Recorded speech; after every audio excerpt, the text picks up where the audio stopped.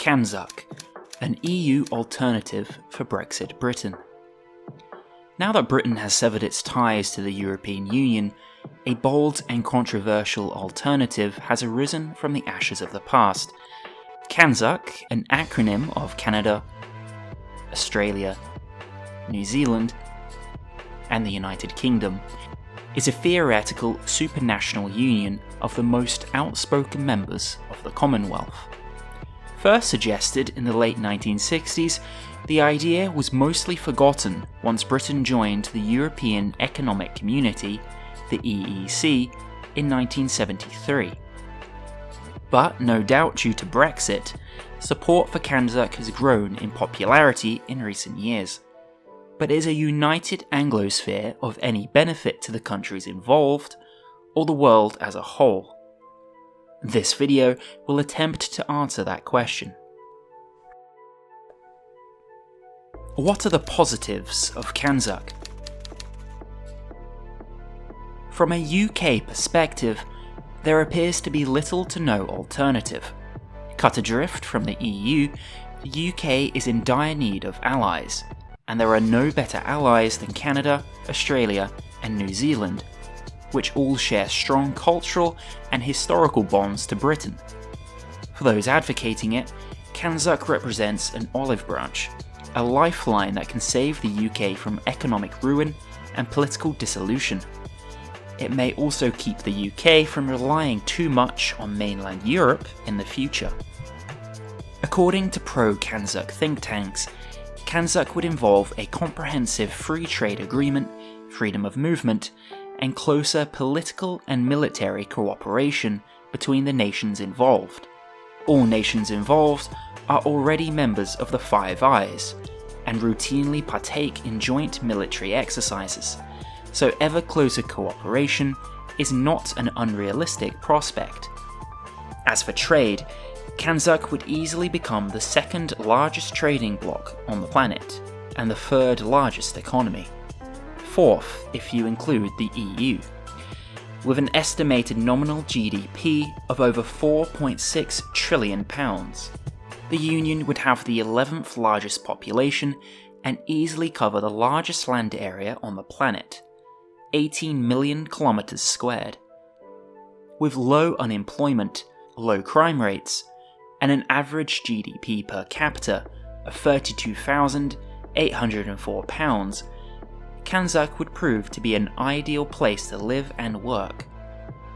All countries involved have a common language, common heritage, similar levels of development, and similar political systems. They all also share the same head of state, Queen Elizabeth II.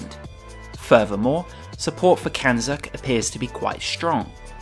According to CANZUK International, support for CANZUK is at 73% in Australia, 76% in Canada, 81% in New Zealand, and 68% in the UK.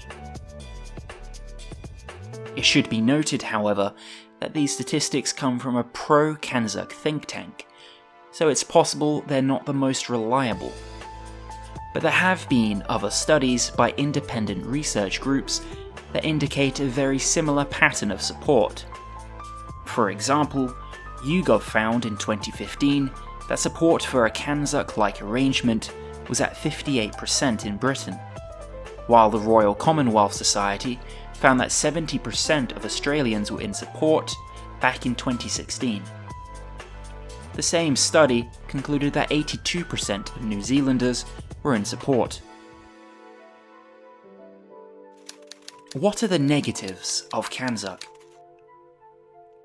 Unfortunately, these promising statistics do not entirely reflect reality, and fail to show the logistics of a united Anglosphere. The most prominent issue being that the CANZUK nations currently trade very little with each other. In 2019, exports to Canada, Australia, and New Zealand contributed £25.2 billion to the UK economy. Although this is far from insignificant, it pales in comparison to UK-EU exports, which contributed 294 billion to the UK economy in 2019. That is over 43% of total UK international exports. To reason that CANZUK trade can replace the EU, which some supporters have claimed, is factually inaccurate. Of course, economies are not fixed, and trade links can shift given the right circumstances. If CANZUK were to become a reality, trade between the member nations would potentially increase. Businesses would seek to capitalise on the free trade opportunities presented to them. It would unlikely surpass the level of trade with the EU, but it would certainly help to reduce the economic impact of Brexit. The logistics of trade between CANZUK members. Another factor that hasn't been addressed by the pro-CANZUK crowd is what would constitute trade itself between these nations. Farming and food would prove to be a difficult commodity to trade due to the significant distance between these countries.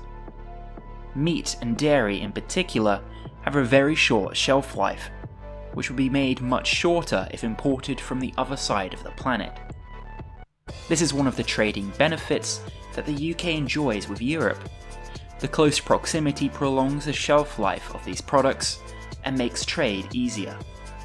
That being said, to say that trade is impossible between these nations due to distance isn't fair either. China and Japan successfully trade with Britain, Europe, and the world regardless of distance. It is a safe conclusion that, in most regards, travel and technological advancements have made worries about distance an irrelevant anachronism in the 21st century. White supremacism.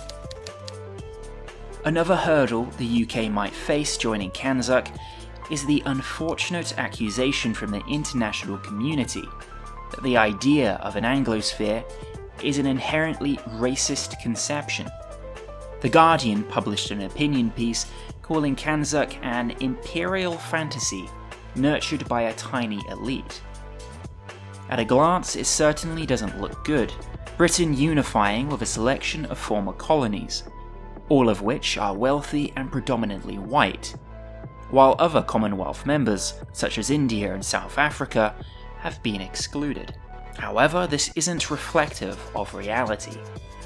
A case for CANZUK stems from the shared culture, language, and liberal democratic values of each member, not race. Furthermore, there are certain economic hurdles former Empire or Commonwealth members will need to surpass before joining. This is similar to the EU's Copenhagen criteria for new EU members. Nonetheless, each member state will certainly have to face this argument if CANZUK were to become a reality. Is it worth it? CANZUK certainly raises some interesting questions and poses many potential prospects. If such a union were to exist, it would have a substantial impact on the global political stage. However, the possible economic benefits may have been greatly exaggerated by pro-CANZUK think tanks. And, considering the existing trade agreements between these nations, Britain's future may instead rest with the Comprehensive Progressive Agreement for Trans-Pacific Partnership, or CPTPP, which already exists and includes the CANZUK nations already. Therefore, one has to consider whether a CANZUK union is really of any use or benefit on all fronts for the member countries. CANZUK is unlikely to be the economic saviour the UK is looking for. That being said, it is clear that it would be a strong, united force for liberal values against increasing aggression from China, and a way for Britain, and all nations involved, to have its voice heard in an age of emerging superpowers and trading blocs.